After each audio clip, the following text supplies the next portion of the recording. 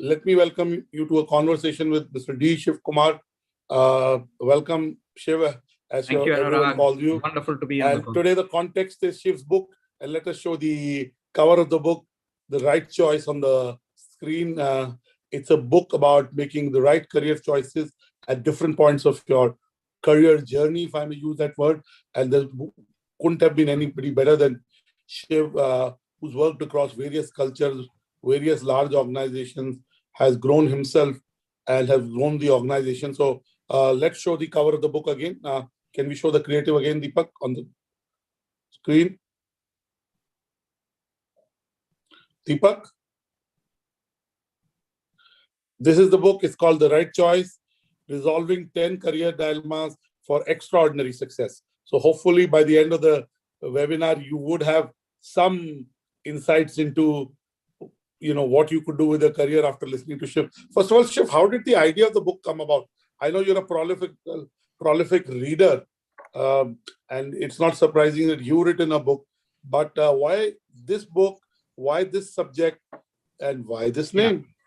Okay, I'll come to that. So the first is, people have been asking me to write a book for many years, Annurag. I think for about 10 years. I think one of the publishers actually came and interviewed me and actually made a nice document in terms of saying what I should write about. And I tossed around various things over the 10 years to talk about emerging markets, to talk about the differences between American company, European companies, and Asian companies. I tossed around a number of ideas. About two years ago, I was just sitting with my wife and saying, look, I think I need to write a book finally. I have postponed it too long. Then we are chatting, and then she said, what do you think is on top of people's mind most? I said, what I hear from people is actually how to manage a career, the challenges of managing a career, because that is like really a big worry for people. So we started with the working title, at least in my head, of Career Temptations. And then we recognized, or I thought about it and said, temptations sound sinful. Individuals don't go through temptations of a career as much as dilemmas of a career.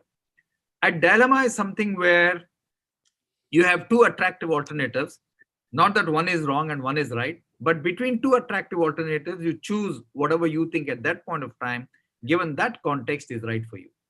So here's the background why I thought about it. If you look at it, Annurag, in 1960, the average age of a company, lifespan of a company, was 60 years. Today, the average lifespan of a company is less than 20 years. Okay, so however, the life expectancy of people in 1960 was maybe 65 years. Today in India, it is 72. And somebody born in India last year will live to be 90 or 100. So human beings are living longer, but companies are living shorter. So now the company lifespan average is 20 years. The individual lifespan is close to 40 years in terms of a career. So you need to manage it yourself. In the past, we let the company manage our career. We let the boss manage our career. We let the HR department manage our career. But if the lifespan of a company is 20 years, none of those three people can help you. They are trying to manage their own careers. And hence, that's the reason why I chose this topic of, dilemmas. I started with about 15 dilemmas. Then I whittled it down to 10. I started with the idea of wanting to talk to about 60 people for the book. I finally brought it down to 24. So that's what it is. And I have written the introduction. Indra Nui has written the foreword. And then there's each dilemma listed out there, 10 of them. And then I've written a postscript, which is post the pandemic, what do I see? So this is how the book came into being. Beautiful. Now, you worked at Pepsi. The foreword has been written by Miss Indra Nui. You called the book The Right Choice. Now, that should have been predictable. No, that's a very good point. Thank you for raising it, Annurag.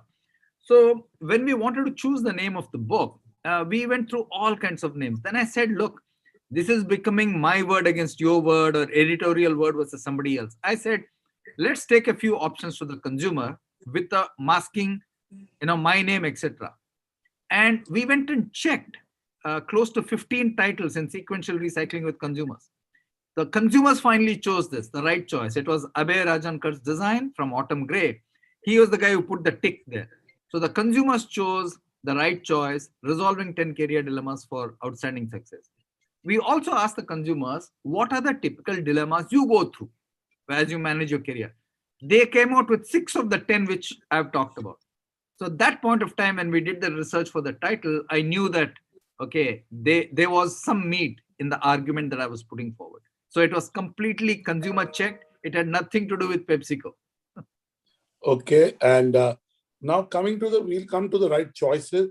But let me ask you, what is the number one career dilemma that people who are in middle and senior level jobs face? And is there a kind of a playbook to resolving that? Yeah, the biggest dilemma when you're in middle management is you're not sure whether the company values you. That's something very important. And in the cusp between middle and senior management, the biggest challenge for people is as follows. In fact, there are 2 of them. Number one, how do I build my personal brand? Is one big question. Okay, very clearly. And second question is, should I aim to being a CEO? Okay, do I think I have a chance at all to being the top of the function or the top of the industry or whatever it is? These are the 2 big questions that people have. Fantastic. One, the company values me or not. Second is, do I have the potential to be a leader? And in between is the personal brand. Yeah. This is how the kind do I of get to know people? How do I build my own equity? Okay, what do I need to do? Now let's look at the 10 chapters in the book, or the 10 right choices, as I call them, because again, they have to be very individualistic. They're at different points of your career. Absolutely. So first of all, is there a favorite that you have in the book in terms of a chapter?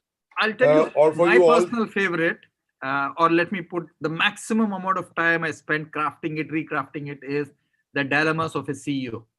I bought my 17 years of being a CEO into that one chapter. Okay, my 17 years of CEO is written in 17 pages. So that took a hell of a lot of effort, drilling down, getting the right word, getting the right expression. So I wrote that chapter start to finish completely. There's nobody else who supports that chapter. In every other chapter, there are other people who talk about the dilemma. This is something that I have put forward as my learnings. And if I may get the viewers and the readers to delve into the, the CEO dilemma, give us some solution. Yeah, I think to the CEO dilemma. So the dilemma, see, what are the typical dilemmas facing a CEO? Number one, in an organization, whom do you trust is a very big dilemma. Whom do you trust to tell you the truth? Because most people want to tell you what they think you want to hear. Very few people will tell you the truth exactly as it is. Okay, that takes trial and error. There is no answer to it. So in any situation, it is good for you to be the last person to speak in a meeting. Get people, talking. And when you ask the same set of questions, people who tell you the truth will be very consistent and tell you what they feel. People who are inconsistent will try and switch it this way, that way, and tell you that this person said so, that person said so. That's one big challenge. Second big challenge for CEOs and leaders of organizations is, what is my relationship with the media? A lot of CEOs think that being friendly with the media will get them positive coverage. That's not true. I submit to you, the media has a role, and you run a media company yourself, Annurag. The media has a role to report in the most honest and fair manner. Some of them might be biased. And I must say, right through my career, the media has been extremely fair to me. And I must really thank them for that. So I've seen many CEOs try to be extremely popular with the media. Okay. When you talk to the media about which holiday you went on, which watch you're wearing, which shoes you're wearing, that's not the reason why you're a CEO. You're a CEO for your cerebral input. You're a CEO, you're an industry leader. And that's what you should, really focus on. The other thing that CEOs are very challenged about is the dichotomy between, should I be popular or should I be tough? I always believe you must be tough but respected. Every CEO I've seen who tries to be popular actually digs himself into a grave. And the last thing a CEO always thinks about is, what should be my relationship with my boss, with my board? How much should I keep them informed? Okay. How much should I get their acceptance in, etc. So those are the kind of typical dilemmas which a CEO has. The other one is, should I be part of industry bodies? Which industry body should I belong to and what should I do? So these are the kind of dilemmas that CEOs face. Fantastic. I can agree with you. You have to be known for the right reason. And the CEO is there because of the company that he or she leads, and also for the domain expertise he or she has. So you rightly said knowing for the right things is very important. The Yeah. right conversations are important, and they have to be content-led so that they appeal to the right audience. Absolutely. Again, as a CEO, who are you talking to? Why are you talking to them? Now, let me go. This is a collaborative effort in some way. This is your book, where in except one chapter, you brought in, uh, other experts, co-collaborators, people you worked in the past or interfaced in the past, to come and kind of collaborate on the chapter, if I may use that term. Tell us, apart, you already talked about the dilemmas of a CEO. Apart from it, the other chapter that you would say is something that everyone in the middle management or the senior management must read and kind of apply in his or her life. I think the chapter which applies to junior management, middle management, and senior management is money the determinant of my worth? That I think applies to all of them. Okay. And when I started this book, originally I thought I will write everything. Then I recognized that all management books, and you know this better than me, Anurag, don't tend to have emotion in them. They tend to be very factual. So I thought about it. Indra had agreed to do the foreword. Then for each dilemma, I really thought of who are the best people I can get from my network to talk about it as honestly as possible. So for example, if you read Living Apart but Staying Together Couples, I got somebody like Vivek Gambhir to talk about it. He He was in shut Bombay till for a long time. Bombay Family to in Delhi Delhi. for 10 years, not 1 or 2 years, 10 years. Then I got a girl who used to be my colleague in ABG, and she's now become an entrepreneur, Priyanka. When she used to work in the strategy department for 2 years, she used to shuttle between Bombay and Delhi. And if you read their stories, it's so authentic and emotional. Like Priyanka says, we had no time for friends, etc. We just refused every single invitation to a party. We just wanted to be with each other for those 24 hours we had. And in those 24 hours, we had to go to the bank, we had to do this, we had to do all that, etc.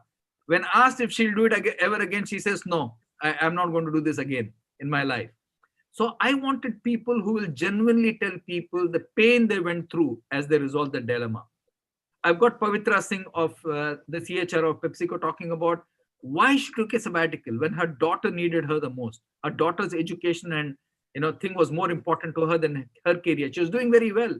She said, no, I'll check it all up. She thought of quitting. Then the organization told her, don't quit, take a sabbatical. She went away for 6-8 months. Her daughter's doing exceedingly well now. Then she came back. Now, these people, Ruchika Gupta, who was my colleague in Nokia, she took a sabbatical because she said, I will not get the next job. Somebody has just taken it. I'll have to wait for 2 years. Let me take a break for a year and then come back. These are real stories. And when you read these stories, then you say, this is how possibly I can think about it. So that's why I bought real people to come and talk about this, to say, hey, this is what I did. Or Kirtika Reddy saying, when I was doing very well in technology, why did I go and do an MBA? So these are the dilemmas people face. And I think here's what I think. I think people will read all 10 chapters because every junior manager wants to know how a senior manager thinks. Every middle manager wants to know how a senior manager thinks of the dilemmas, etc. I think here's a book where I believe you can pick any chapter, not necessarily sequentially, but enjoy it and then go back to any other chapter you want. Beautiful. Now, one of the choices available to a lot of middle and senior level managers in terms of career is being an entrepreneur. Give us your insights on that. Because today, Yes. a lot of managers who are doing well are given these choices by a private equity fund or a venture capital investor who's just invested in a company and wants, apart from the founder, to have bench strength in terms of management, in terms of brand building, in terms of handling large teams, because the founder may be great in terms of the idea and getting the company till here, but maybe more talent is needed. So do you think, give us an answer to this dilemma faced by intrapreneurs, whether an intrapreneur should become an entrepreneur or not? It's a great question. Here's the stat for you, Anurag. In the year 2018, 63.7% of working Indians wanted to turn entrepreneur. So 2/3 of people in India feel that going entrepreneurial is better because they control their life, they control their time, they control their future. That's what people think. But it's not easy. You cannot become an entrepreneur with a copycat idea. Look at the number of people who are advertising agencies. Any man or woman with a suitcase is an advertising agency. Any man or woman with a suitcase is a headhunter. Any man or woman with a suitcase is, a moonlighter for this or that, etc. It's not easy. It just doesn't work. So, in It's not order to differentiated. It is not differentiated enough. absolutely, in order to be an entrepreneur, you must start by asking yourself, do you have a good idea which genuinely meets a need in the marketplace, or there's a vacancy for it or a vacuum for it? After that, you need to collect your team around you. After that, you need to raise capital. After that, you need to ask yourself, who are the customers who will line up and actually give me business? It's quite true that for most entrepreneurs, their friends and family don't end up giving them business. It's the most unlikely people who will back you and really, go behind you. But you need to think about this extremely carefully. It's not at all easy. Okay. And tread with it with a little bit of caution. A lot of young people want to jump into it straight away. Unlikely, I would say. Get some feel of how a business runs. How is money made in a business? Who accounts for it? What are the typical challenges of collecting money? So get a hang of it and then only start. That's what I would say. Okay, clearly entrepreneurship is special, but it requires a fresh idea. It requires some understanding of what you're getting into. Now, we are into 2021. Shiv, while we're talking about your book, The Right Choice, and I would encourage all of viewers and readers to look at it. We talked sometime 5 months back, and we were talking to you about your personal side, but we talked to you about leadership. Now, today we have a choice on some of the things we talked about. Corona is not fully gone away, but the number of cases have come down. The vaccination drive is in progress. In at least city like Delhi, it seems the traffic is back to absolute 100% levels. Restaurants are busy. So now that we have a choice in terms of either having a work from anywhere, a work from office, a work from home, what do you think will stay? What's your sense now that we're in mid-February, where most of the offices have opened, and life seems to be inching back slowly to normal? What is your diagnosis of the future of work? I think most people have, I would say most companies have given it a voluntary twist. They've asked people to come if they want to. Most families with children, most families with aged parents are playing it safe. They don't want to come to work for that exact reason, because they want to play it safe. But I've been traveling from August 17th. I've been in office from August 17th. Airports are full, believe it or not, absolutely full. Every single flight I've taken anywhere in the country is completely jam-packed. So to a number of people, it is as if the corona thing is over and done and dusted with. I think organizations will have fresh policies to look at work from home, work from anywhere, work from office. So what happens when people don't work from office, Anurag? Work gets distributed, but somebody has to integrate that work. You cannot just let it go on its own. So there will always be a role for somebody to integrate it. The role of a leader is now to ensure that he delegates, because he was in the information loop all the time. It is to delegate and ensure that people collaborate horizontally. And I think that's a very important thing going into the future. And I think people have developed some degree of speed by working like this. And I think they need to continue this way. That's what I would say. Okay. And I want to ask you about one more aspect which is related to Corona, is about demand. Is the demand in most sectors coming back? How do you see the demand from here on, especially in consumer durable sector, so on and so forth, which are in some way discretionary spend? Of course, foods and those kind of things have done well in Corona also, but give us a sense of how do you see the demand? So there, if you look at demand, there is one side which has won very well, Anurag, which is anything to do with health, anything to do with home improvement has done very well. For example, one of the biggest category sales in the last 1 year has been dishwashers. In the past, Indians used to wash their own dishes or get an ayah to wash the dish, but now you have dishwashers everywhere. You have robots cleaning the floor. Okay. Now you have air purifiers. Philips has an air purifier. Dyson has an air purifier. Everybody is coming with the air purifier. Okay, so that's on the durable side. Now you look at on the consumer side. On the consumer side, everybody has introduced something to do with antibacterial, antiviral, anti this, anti that. Today you have shirts which promise you that your shirt is free of bacteria. Okay, you have products like sanitizers which have taken off. Your products like masks which have taken off, and everything to do with immunity or enhancing immunity. Every beverage has an immunity. Every chocolate has an immunity. Every biscuit has an immunity. So I think the health angle has been immense. So that's what I would say is, really pushing it. So anything to do with health, both inside the house as well as for the body. Okay, you're saying a new set of attributes are being added to products. Absolutely and right. new categories are getting enlarged. Absolutely Health right. and immunity is, of course, a big driver. Absolutely. So products and services that imbibe that quality will see demand coming back. Is it what you're saying? Yeah, some categories have come back very strongly. Like, for example, this morning I was talking to somebody who runs the personal loan business. Okay. Believe it or not, today personal loans are at 2 times pre-COVID level. Okay, now personal loans do not need, as you know, they do not need any authentication. Like if you are taking a loan, for example, for a marriage or for education or for renovating your house, you don't need to give any documentation as proof for that. Personal loans are at 2 times the pre-COVID level. So I asked this person, where is this money going? It's going to the stock market. Why is it going to the stock market? Because people are saying, hey, I've lost money. I'm not sure if my salary will come back. Let me play the stock market and make some money right now. That's explains stock market going up, plus from 2 crore investors to 4 crore plus investors. Absolutely in 11 right. months. That's what's happened.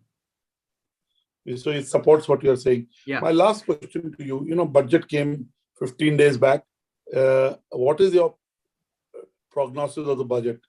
I think lots of positive things in terms of saying privatization, in terms of doing an IPO on LIC. I think that's a big one. Increasing the investment level to 74% in a lot of insurance companies. Lots of positive stuff. And after that, the very clear mandate to say the government's role is to be only in these core sectors which impact the country. Everything else they will divest. I think strong signals. No change in income tax, none of that, which was seen as a very positive by the market. So no COVID cess, again, was seen as a big positive by the market. Thank you so much. Let me return to your book again. Yeah. We had you, so I wanted you to comment on these. Now, it's been some time since the book's been available, both online and offline. Give us 1 or 2 conversations you had with people who read the book. What have they said, both flattering and something you possibly may have missed? And, a reader said, if you added this, I thought of this. So give us 1 or 2 conversations that you had with people who read the book, and share with us what did they say. Yeah, the book has been in pre-order from January 14th. It's available on the shelves from today. From yesterday, it was available on Kindle. And till about a week ago, only 6 people had read the book. My editorial team plus the person who edited it. I didn't send it to anybody else. In the last 2-3 days, other people have read it. People who wanted to write a review, some journalists, etc. The first thing they say is that it's an extremely well-written book. It's very simple. And one of the editors from one of the magazines told me, Shiv, this is the only management book I know which has no jargon. There's not a single jargon word you have used, which is damn good. The other thing they say is it's very practical, down to earth. It's like a conversation with me. That's what they say. What more would people have wanted? I don't have a hang of it, though 2-3 people have pointed out 2-3 small spelling mistakes or things like that. So that's where I am. I'll know maybe more about improvement areas in maybe 2 weeks time, and then I'll let you know. Okay, I read it. I would say I definitely like the word conversational, because the stories in it, it becomes very relatable. And, it is like you're talking to the person. So I would encourage it to definitely everybody in the middle management, senior management who's looking to get a leg up in their role or looking at even bigger leadership roles. So would recommend that book to you. My last question to you. Now, we talked about leadership to you 5 months back, and we talked about situational leadership, agile leadership. We talked about resilience, we being more agile than we were in Corona. Tell us, now that we are in 15th February, because it's almost 4.5 months since we spoke to you, in these 4.5 months, what else have you noticed in leaders that has warmed your heart? I think one of the things I've noticed amongst a lot of leaders is I think they've become far more empathetic. Okay, some of the leaders, because they clearly recognize that their people are going through a severe challenge of debt repayment, of being unsure, and things like that. So some leaders definitely, I would say, have become far more empathetic. The other thing which has forced leaders to do is to communicate. In this pandemic, you could not have been a leader in a vacuum. So I think everybody has been forced to communicate, which is a good thing. And I think they've learned how to run meetings virtually rather than sitting in a room. They've learned, I think, in some cases to listen to different points of view. Okay, they've also learned who their people are. Many times, because they wouldn't travel, I don't think they even knew many of the people in their own organization. So I think that's the other positive that I would take out. Yeah. Thank you so much. And, Shiv, I won't say Corona is over because the new mutations coming. We may have got antibodies and a herd immunity, but I think it'll be another 4 to 6 months before we can say Corona is gone. We hope and pray it does. We look forward to doing a formal face-to-face book reading session with you soon again. Wish your book all the luck, and I'm sure it will do well and fly off the stores. Deepak, I would request you to show the cover of the book once again. Thank you, Annurag. Thank you for doing this. Pleasure is all mine. And those of you who missed it, read it in the magazine and on the Business World site, businessworld.in. The book is called The Right Choice. It is about resolving 10 career dilemmas for extraordinary success. I'm sure it will definitely give you some clarity and context, which will lead to solving those career dilemmas. All the best. Thank you, Shiv, for writing this, and I'm sure the readers will enjoy it. Thank you so much. Thank you. Thank you.